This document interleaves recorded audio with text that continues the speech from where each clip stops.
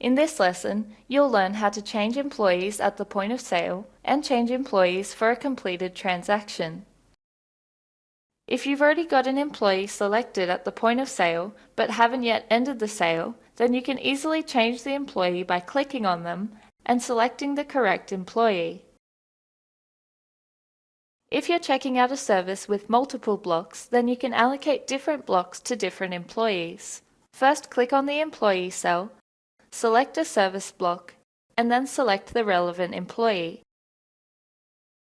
In this case, Lucy completed the body scrub and Chris completed the full body tan.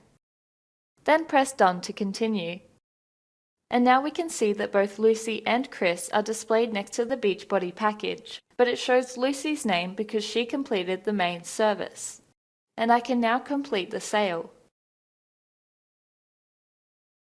If you need to change the employee after you've already ended the sale, click on the Transaction button in the top right corner. And now we can see a list of today's transactions. You can only edit the employee for transactions within the current end of day session. Select the transaction you want to change. You can use the filter tool if you need to narrow down your search. Once you've found the transaction, expand it by clicking on the plus sign. At first we can only see Lucy's name as she was the one who completed the main service, but if we expand even further, then we can see the two different blocks. Select the block that you want to change and then click on the Employee button. Then choose the correct employee.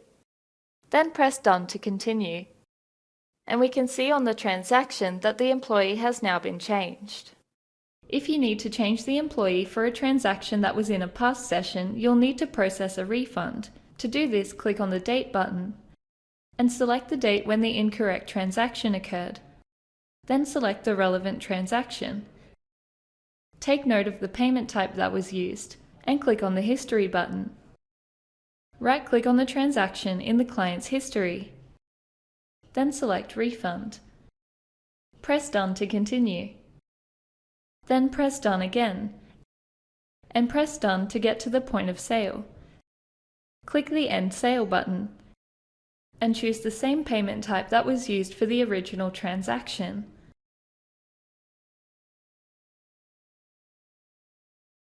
The incorrect transaction has now been reversed. At this point, you can process the transaction with the correct employee if you haven't already done so.